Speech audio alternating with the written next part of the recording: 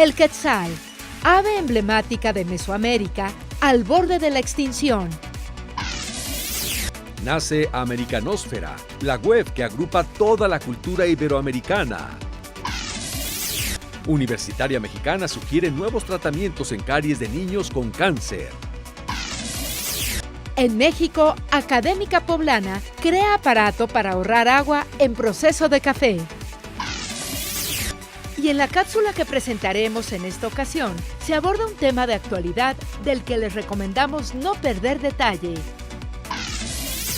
Es un gusto saludarlos nuevamente en el espacio informativo del ILCE, Horizonte Iberoamericano.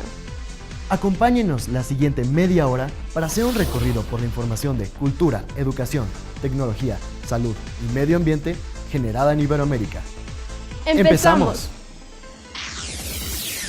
El simple hecho de saber que una especie está en peligro de extinción es una llamada de alerta para tomar conciencia sobre el tema.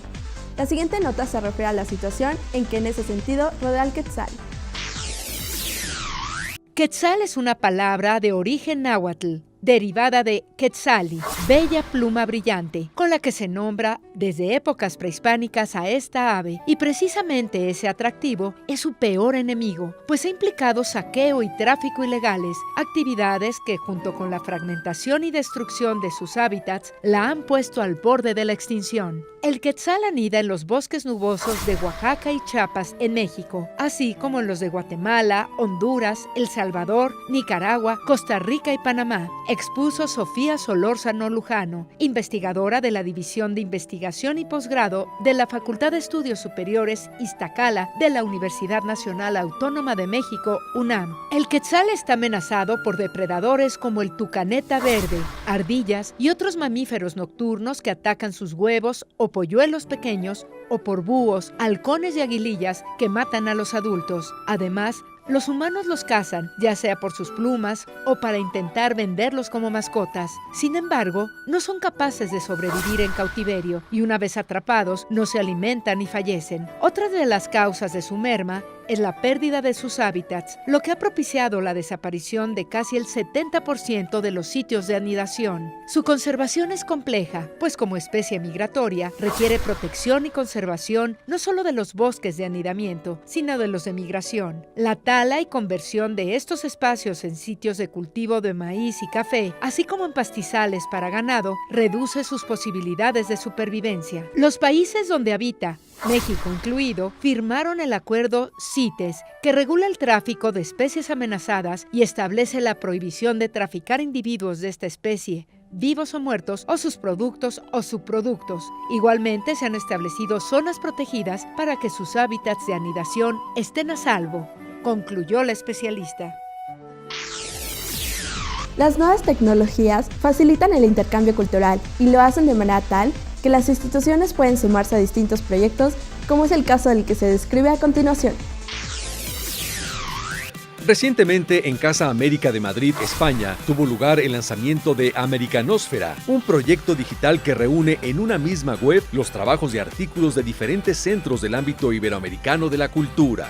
De este modo, los usuarios podrán conocer todas las actividades, trabajos y proyectos culturales a través de un proyecto de colaboración que apuesta por la comunicación digital y, en concreto, por las redes sociales que actúan como principales potenciadoras a la hora de cruzar fronteras. La primera fase de este proyecto es lograr que todos los países de América queden representados en la web a través de sus centros, y una vez alcanzado este objetivo, se pondrá en marcha la segunda fase, que consiste en incluir a los centros de pensamiento hasta llegar a las instituciones. La web, que está disponible en inglés, español y portugués, presenta los trabajos de los diversos centros por secciones como literatura, cine, artes escénicas, plásticas y una última pestaña denominada Más Cultura. Además de mostrar los proyectos culturales, permitirá a los visitantes conocer los detalles de su ejecución viendo el funcionamiento de la institución por dentro. El legado que han dejado a las letras hispanoamericanas personajes como el escritor ecuatoriano Miguel Donoso debe inspirar a las nuevas generaciones de escritores y lectores. Veamos el siguiente perfil dedicado a él. Nacido en Guayaquil, Ecuador, Miguel Donoso Pareja se distinguió por su humor cáustico y la mirada crítica reflejados en su obra, la cual plasmó en 17 libros que abarcan géneros como la novela, el cuento y la poesía. Asimismo, Donoso fue un periodista y ensayista prolífico que lo mismo podía escribir con la misma pasión sobre literatura que de fútbol, a fin de explorar la naturaleza humana y describirla desde su punto de vista provocador y polémico. Debido a su afiliación política, en la década de los 60 fue exiliado a México, donde trabajó como profesor de literatura y escritura en diversas instituciones, entre ellas la Universidad Nacional Autónoma de México y el Instituto Nacional de Bellas Artes. En 1981 regresa a continuar con su labor literaria a su país, en donde fue reconocido como el Premio Nacional Eugenio Espejo en 2006.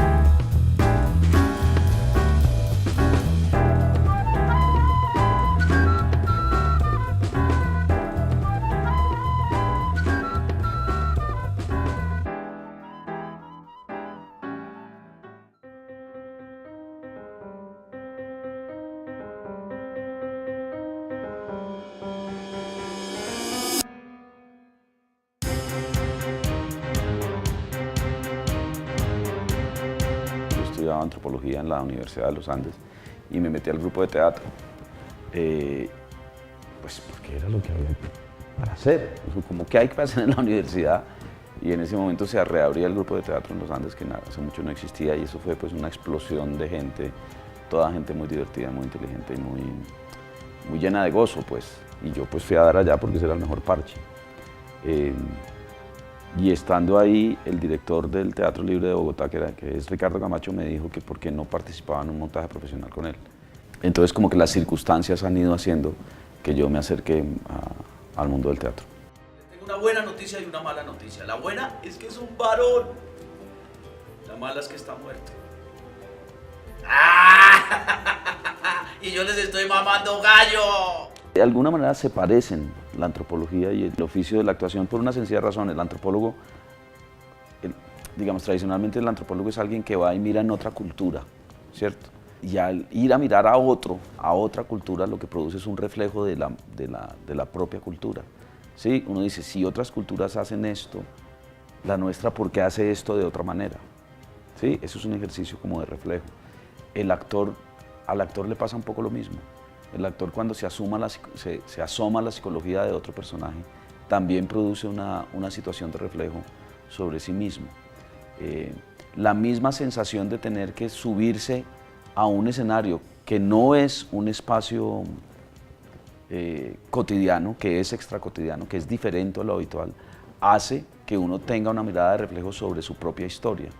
Creo que eso es lo que más me gusta de los dos oficios, tanto de la antropología como de la actuación.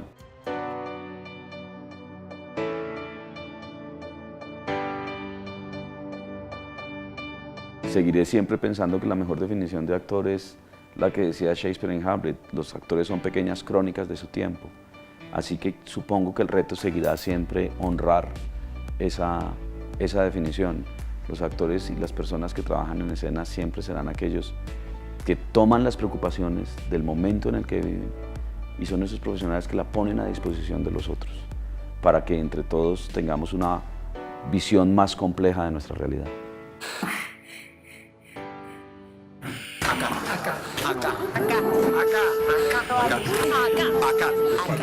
Una sociedad que no proteja a sus creadores es una sociedad que tiene una visión muy corta de futuro.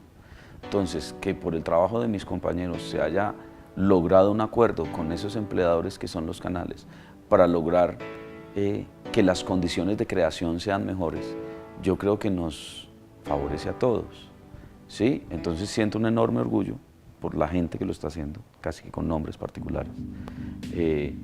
Creo que es también un tema de madurez de nación, saber que los canales hayan logrado decir, mire, trabajemos juntos porque nos conviene a todos, y me parece que es un indicio de madurez alrededor de la creación.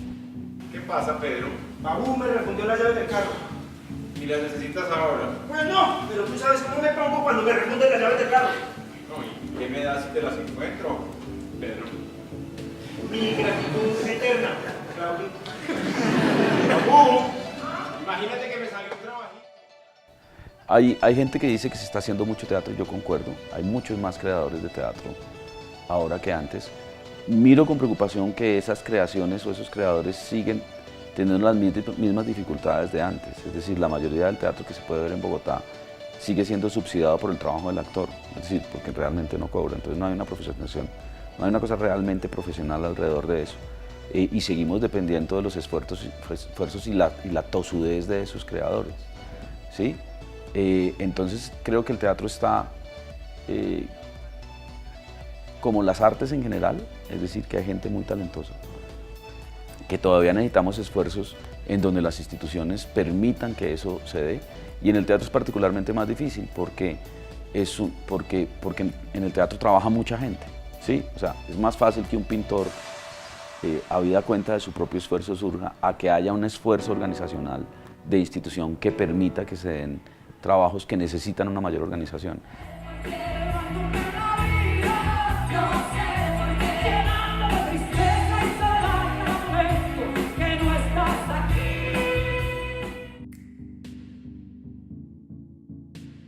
Creo que el Teatro Nacional es una institución que me gusta porque es una institución que está volcada 100% al público, ¿sí? O sea, este teatro vive de sus taquillas. No tiene necesariamente un apoyo estatal. Nosotros vivimos de la conexión que tenemos con el público y creo que es importante que tengamos espacios de esa naturaleza, que la gente rodee para que se reúna alrededor de las cosas que le interesen. Y que esos espacios sean suficientemente dignos para hacerlo. Hoy miro la programación que tenemos y digo, yo creo que ahí vamos camellando. Entonces creo que ahí vamos armando un rompecabezas, pero además está el centro de formación, pero además tenemos un proyecto con la Secretaría de Educación en la cual estamos, digamos, haciendo una metodología para que los lenguajes creativos o de creación lleguen a maestros y asimismo a cientos de alumnos en las aulas de clase. Yo había dirigido una obra sobre la masacre de Chengue, que había escrito Humberto Dorado. Entonces, en ese momento, Grupo de Memoria Histórica, dirigido por Gonzalo Sánchez, estaba a punto de sacar el primer informe de toda la serie que ha sacado, que se llamó Trujillo, una masacre que no cesa, una tragedia que no cesa. Entonces Gonzalo me invitó para que hablara con las víctimas, la Asociación de Víctimas de allá de la masacre de Trujillo. Y empezamos a hacer una cantidad de actividades y una de esas actividades fue hacer esta obra de teatro que también escribió Humberto Dorado con Matías Maldonado. Y se hizo con la necesidad de entender qué era lo que había pasado en Trujillo y con la necesidad de tratar de comunicar desde el punto de vista del teatro qué era lo que había pasado con la masacre de Trujillo. Y se reconstruye el testimonio de Daniel Arcila, que es un muchacho quien presenció todos los hechos y hace un manuscrito describiendo exactamente qué fue lo que pasó. A ese testigo lo terminan matando, no sin antes haberlo declarado loco para invalidar la verdad que él estaba diciendo. Con el tiempo se logró establecer, la Corte Interamericana de Derechos Humanos logró establecer que todo lo que había dicho era cierto y por eso hoy sabemos, por eso hoy en día se ha hecho cierta justicia alrededor de Trujillo. Y ahí pasaron un par de cosas, que es que después de yo haber hecho esas obras sentí que realmente el que más se había beneficiado de ese trabajo había sido yo mismo, porque al contarlo yo había logrado un grado de comprensión que me permitía asumir posiciones éticas.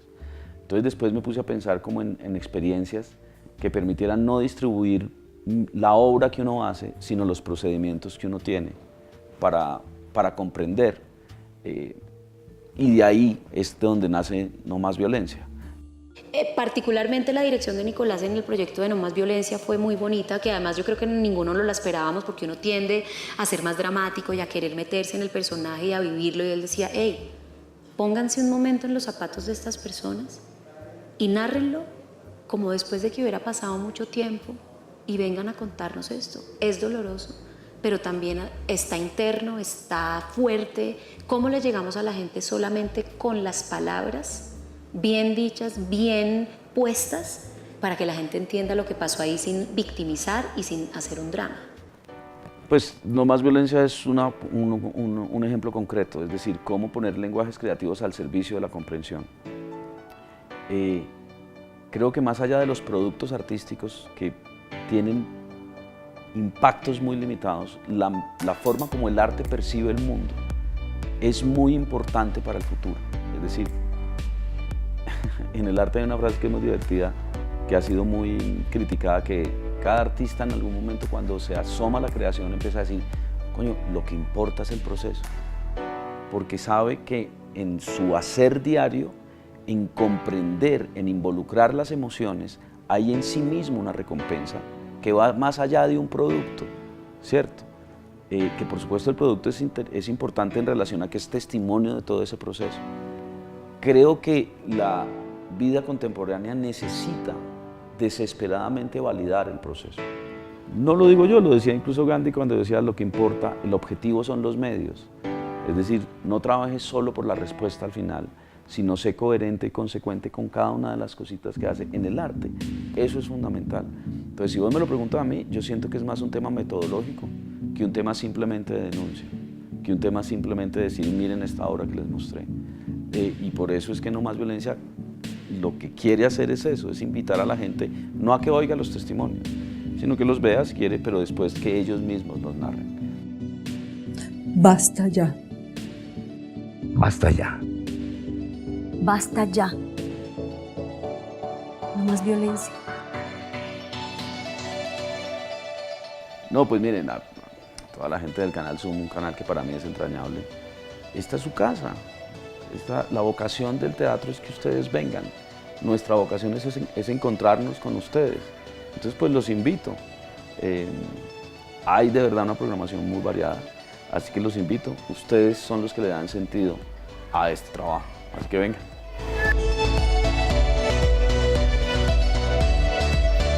Lo que yo quisiera es decir que dentro de 50 años, si yo me pudiera asomar al futuro, todavía está el Teatro Nacional. No importa vida de cuenta de quién, sino que todavía la institución sigue y uno solo es un pequeño accidente que con la mejor voluntad puede tratar de colaborar a que dentro de 50 años esa institución todavía sea pertinente a la gente de su época.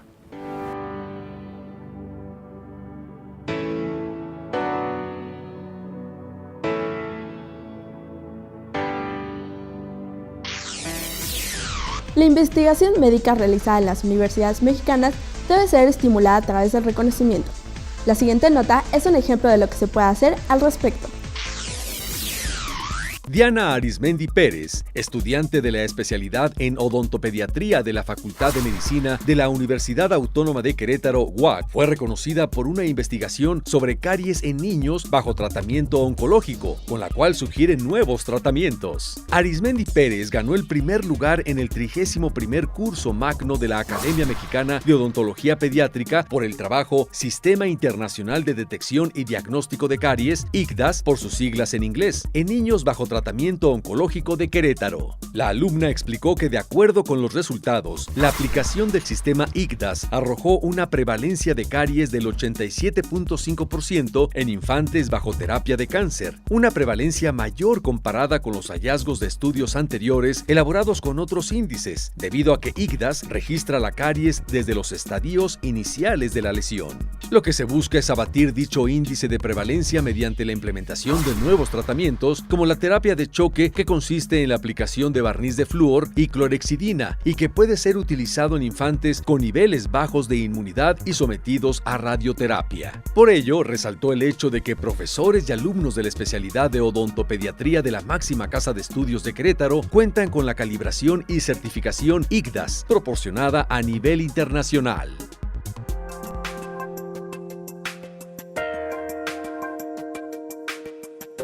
Bien, yo soy Edgar Morín y me dedico a la investigación en antropología.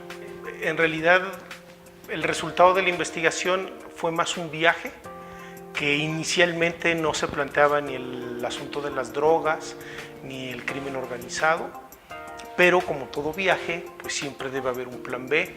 Entonces, frente a las eventualidades, fue surgiendo un plan B, que después se convirtió como en el plan, y ya fue justamente hacer como un recorrido antropológico, por eso que se puede llamar la cultura de las drogas. Lo que sucede es que a lo largo de la historia lo que podemos encontrar es que las drogas siempre han estado en la cultura. Si pensamos en la antigüedad y los chamanes, pues era una cultura establecida. Si pensamos después en la prohibición, en los años 50 y 60 del siglo pasado, pues las drogas fueron ubicadas en la contracultura. Y como en casi todos los fenómenos contraculturales pasa, hubo un desplazamiento justamente hacia la cultura. Entonces ahora las drogas también formarían parte ya de la cultura.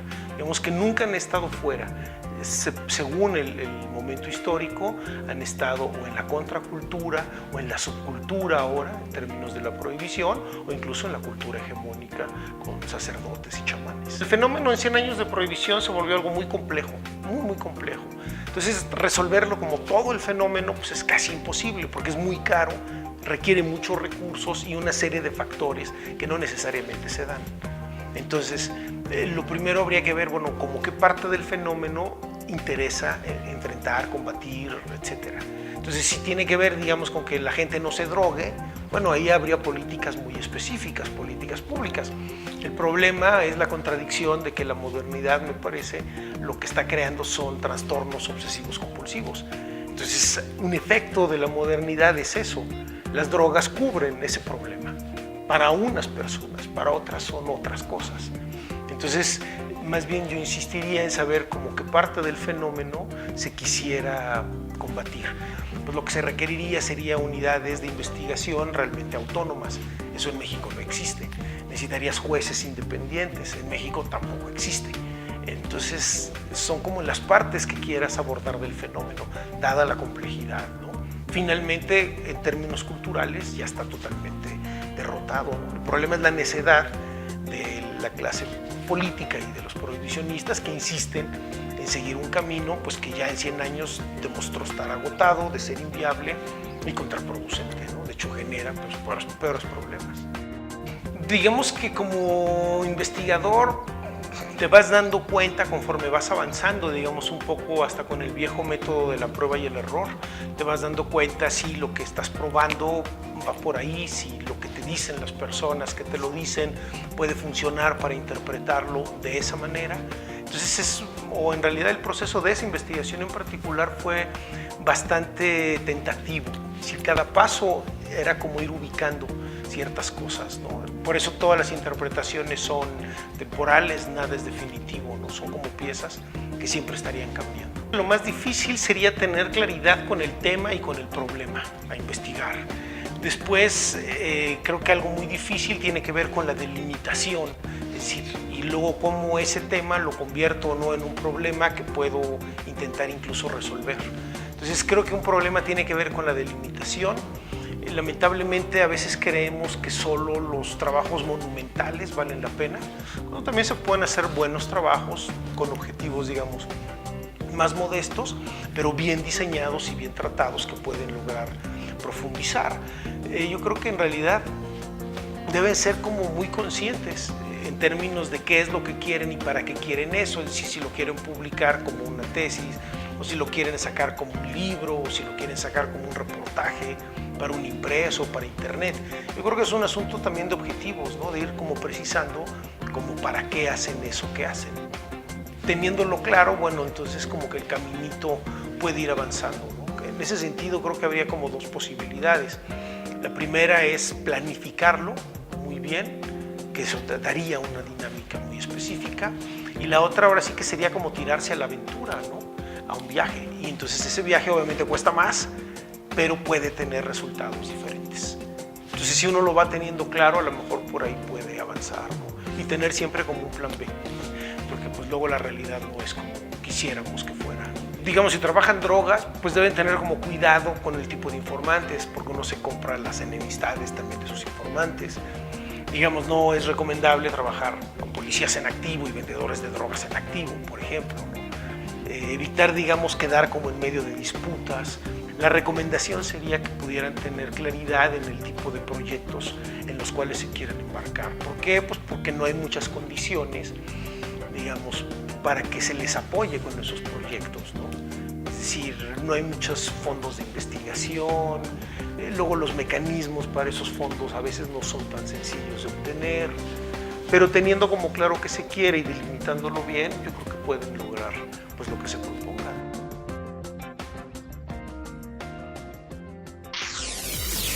Hacer más amigables con el medio ambiente los procesos industriales es una necesidad que requiere de propuestas tecnológicas como las que se muestra en la siguiente nota.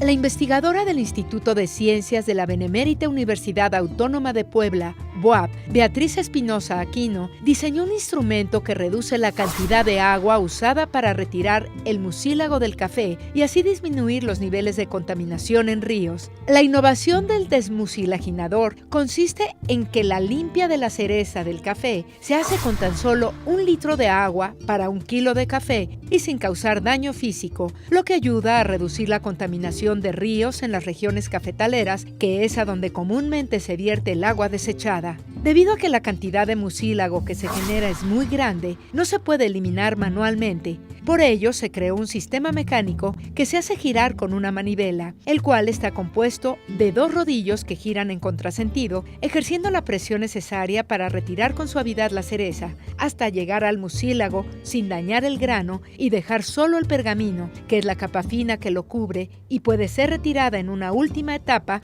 con el mínimo uso de agua. Espinosa Aquino dio a conocer que actualmente se trabaja en el laboratorio donde cada kilo de café se procesa en 25 minutos. Se planea, dijo, llevar esta herramienta a una escala más grande, semi-industrial, para realizar nuevas pruebas y comparaciones de tiempo y cantidad del grano que se limpia en la etapa intermedia hasta llegar al procesamiento final. Para concretar esta idea, la académica prevé establecer lazos de colaboración con productores de café de la Sierra Norte de Puebla con el fin de socializar este proyecto en beneficio del sector. Uno de los edificios más emblemáticos de la Ciudad de México por su valor arquitectónico y cultural es el Palacio de Bellas Artes. Veamos el siguiente collage sobre este importante recinto.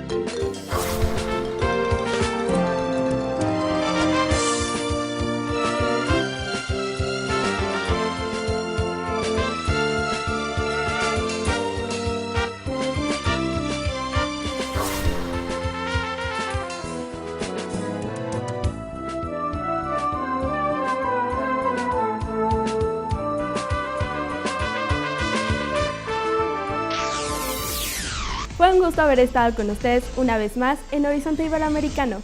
Gracias por su atención. Suscríbanse al canal de YouTube ILCE TV, en donde van a encontrar esta y todas nuestras emisiones.